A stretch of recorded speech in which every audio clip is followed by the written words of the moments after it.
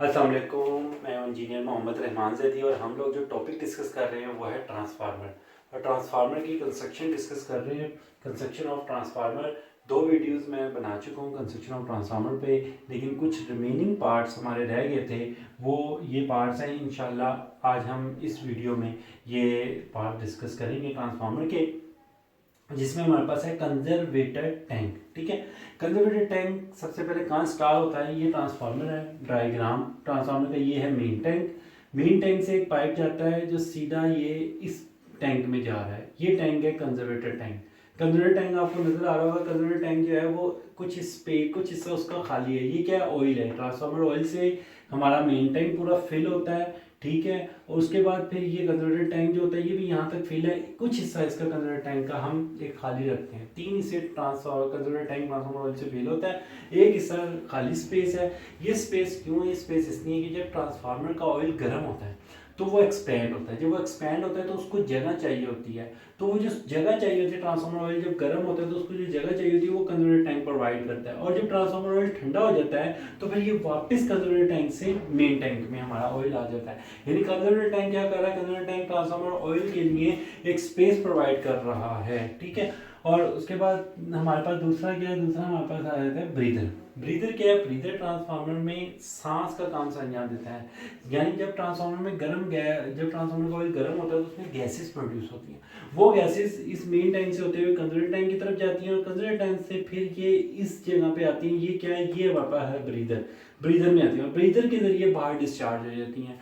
और जब गर्म गैसेस बाहर डिस्चार्ज हो जाती हैं, जब ट्रांसफार्मर ऑयल गर्म होता है, हीटअप होता है, तो उसकी गर्म गैसेस बाहर एयर में डिस्चार्ज हो जाती हैं। और जब ट्रांसफार्मर ऑयल ठंडा होता है तो हमारे पास जो एयर होती है वो ब्रीदर के जरिए ही हमारे पास एयर ट्रांसफार्मर में एंटर होती है। अब जब ट्रांसफार्मर में एयर एंटर होती है तो एयर के अंदर होती है नमी। नमी को हम कहते हैं मॉइस्चर। उस मॉइस्चर को जज़ब करने के लिए सिलिका ब्रीदर के अंदर एक हमारे पास सिलिका जेल होता है। सिलिका जेल हम यूज़ करते हैं। सिलिका जेल क्या करता है कि जो हमारे पास फ्रेश एयर है, एयर में से नमी को जज़ब कर लेता है। ठीक है, और जब नमी को जज़ब करे, नमी से जज़ब शुदा पाक जो हमारे पास एयर होती है वो ट्रांसफार्मर में एंटर होती है। ठीक है, अब ये सिलिका जेल क्यों यूज़ किया जाता है? ठीक है, सिलिका जेल ब्रीदर में क्यों यूज़ किया जाता है? इसकी रीज़न ये है कि सिलिका जेल जो है वो इसलिए यूज़ किया जाता है कि अगर ट्रांसफार्मर में एयर के साथ नमी एंटर हो जाए ट्रांसफार्मर के अंदर और इस ऑयल के अंदर नमी एंटर हो जाए तो ऑयल की जो इंसुलेशन कैपेसिटी है वो वीक हो जाती है। इसलिए हम ट्रांसफर ब्रीदर के अंदर सिलिका जेल यूज़ करते हैं जो नमी को या मॉइस्चर को ऑब्जर्व कर लेता है और जज़ब कर लेता है और नमी से पाक जो हमारे पास एयर है वो ट्रांसफार्मर में एंटर करता है। उसके बाद फिर हमारे पास नेक्स्ट पार्ट आता है बक्कल्स रिले।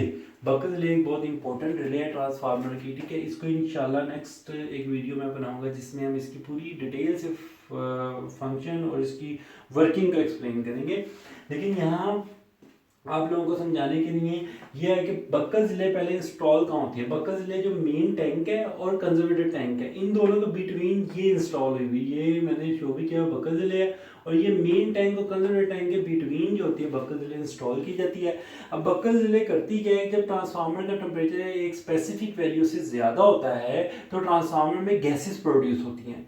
अब वो गैसेस मेन टैंक से होते हुए बकल रिले से गुजर के कंजर्वेटर की तरफ जाती हैं। अब जब ट्रांसफार्मर का टेम्परेचर एक स्पेसिफिक वैल्यू से कुछ बहुत ज़्यादा हो जाता है तो ये बकल रिले में दो फ्लोट स्विच होते हैं। पहला फ्लोट स्विच क्या करता है? वो अलार्म देता है कि जनाब, वो अलार्म देता है। उस अलार्म की इंडिकेशन ये होती है कि ट्रांसफार्मर का टेम्परेचर स्पेसिफिक वैल्यू से राइज हो गया है। अगर उसके बाद फिर ग्रेजुअली मजीद ट्रांसफार्मर का टेम्परेचर राइज हो जाए तो बकल रिले के अंदर दूसरा फ्लोट स्विच लगा होता है, वो ऑपरेट होता है और वो ऑपरेट होकर ट्रांसफार्मर को स्विच ऑफ करवा देता है। ठीक है, तो बकल रिले में अगर बकल रिले स्विच ऑफ ना कराए तो ट्रांसफार्मर का जो टेम्परेचर राइज हुआ है उसमें टेम्परेचर राइज होने की वजह से ट्रांसफार्मर में डीकम्पोजिशन होती है। डीकम्पोजिशन के बाद ट्रांसफार्मर में गैसेस प्रोड्यूस होती हैं। वो गैसेस इतनी ज़्यादा प्रोड्यूस होती हैं ट्रांसफार्मर के अंदर कि अगर वो ट्रांसफार्मर को स्विच ऑफ ना करवाया जाए तो वो गैसेस इतनी बन जाती है कि ट्रांसफार्मर टैंक जो है वो ब्लास्ट कर सकता है, ट्रांसफार्मर टैंक फट सकता है। ठीक है, इसलिए बकल रिले इस फॉल्ट से प्रोटेक्शन दिलाने के लिए हमारे पास बकल रिले हम इंस्टॉल करते हैं। उसके बाद प्रेशर रिलीफ पाइप, ठीक है। अब क्या होता है, अब इन केस अगर हमारे पास ट्रांसफार्मर में फॉल्ट आया, शॉर्ट सर्किट हुई है, वाइंडिंग और आग लगी है और गैसेस बहुत ज़्यादा प्रोड्यूस हो गए, बक्कत रिले हमारे पास ऑपरेट हो गई है। अब बक्कत रिले ऑपरेट हो गए, उसने ट्रांसफार्मर को स्विच ऑफ करवा दिया, लेकिन ट्रांसफार्मर के अंदर इतनी ज़्यादा गैसेस बन चुकी हैं कि उनको हमने रिलीव करना है बाहर।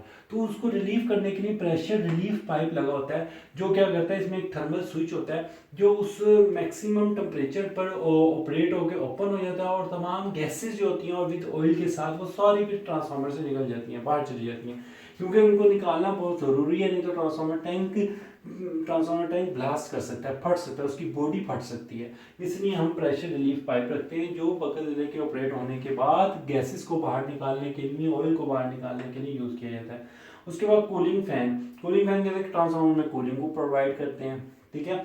ट्रांसफार्मर में कूलिंग फैन लगे होते हैं जिससे ट्रांसफार्मर का ऑयल जो होता है वो ठंडा होता है। कूलिंग पंप्स, जो वहाँ पर बड़े ट्रांसफार्मर हैं उसमें हम ट्रांसफार्मर ऑयल को ठंडा करने के लिए हमने उसमें वाटर का भी इस्तेमाल करते हैं। हमने ट्रांसफार्मर के अराउंड ट्यूब्स लगा देते हैं, ट्यूब में वाटर सर्कुलेट करता है तो उससे भी हमारे पास ऑयल जो होता है वो ठंडा हो जाता है। अब वाटर को सर्कुलेट करवाने के लिए पंप यूज़ होते हैं, तो उसको कूलिंग पंप कहते हैं। ऑयल गेज, जो हमारे पास ऑयल का लेवल है उसको चेक करने के लिए हमारे पास ट्रांसफार्मर में ऑयल का लेवल को चेक, ऑयल गेज होती है। और ऑयल कौन सा होता है ये मैं आपको बता चुका हूँ, डाइक्लोरो डाइफ्लोरो इथाइल बेंजीन, एक स्पेसिफिक नेम है ट्रांसफार्मर ऑयल का जो हम यूज़ करते हैं। उसके बाद टेम्परेचर गेजेस, ट्रांसफार्मर में वाइंडिंग होती हैं, LV winding, HV winding. LV stand for low voltage winding, HV stand for high voltage winding. उनका जो टेम्परेचर होता है उसको मेजर करने के लिए टेम्परेचर गेजेस हमारे पास ट्रांसफार्मर के साथ लगी होती हैं। फिर tap changer switch, tap changer switch क्या होता है कि हमारे पास वोल्टेजेस को स्पेसिफिक वैल्यू तक एक लिमिटेशन होती है, उस तक हम वोल्टेजेस को कम भी कर सकते हैं और वोल्टेज को टैप चेंजर की मदद से ज़्यादा भी कर सकते हैं, ठीक है। टैप चेंजर क्या करता है, टैप चेंजर दो तरह के होते हैं, एक ऑन लोड टैप चेंजर होता है, एक ऑफ लोड होता है। ऑफ लोड का मतलब है ट्रांसफार्मर को ऑफ करके टैपिंग चेंज करना, ऑन लोड का मतलब है ट्रांसफार्मर ऑन कंडीशन में उस टाइम टैप को चेंज करना। तो हमारे पास जितने भी बड़े ट्रांसफार्मर हैं उसको तो हम ऑफ नहीं कर सकते, तो उसके साथ ऑन लोड टैप चेंजर हम यूज़ करते हैं। लेकिन ऑन लोड टैप चेंजर हम इंस्टॉल जहाँ पर करते हैं ये जानना बड़ा ज़रूरी है। ऑन लोड टैप चेंजर अगर हम यूज़ कर रहे हैं तो वो हम हमेशा इंस्टॉल करते हैं ट्रांसफार्मर की एचवी साइड पे, क्योंकि एचवी साइड पे हमारे पास वोल्टेज ज़्यादा होते हैं लेकिन करंट वहाँ पर कम होता है। और जब करंट कम होता है तो हमारे पास जो ट्रांसफार्मर की जब टर्न्स चेंज होंगी तो जो स्विचिंग होगी वो process as compare to high current के वो ईजी होता है, ठीक है। तो इसलिए हम ट्रांसफार्मर की उस साइड पे टैप चेंजर लगाते हैं जहाँ पर वोल्टेज तो ज़्यादा होती है लेकिन करंट वहाँ पर कम होता है, एचवी साइड पर, ठीक है। ये कंस्ट्रक्शन थी ट्रांसफार्मर की, ठीक है। आज ये टॉपिक हमारा कंप्लीट हो गया है। ये अगर आपको मेरी वीडियो पसंद आई है तो ज़रूर इसको लाइक करें, शेयर करें, सब्सक्राइब करें और मुझे अपनी दुआओं में याद रखें। अल्लाह।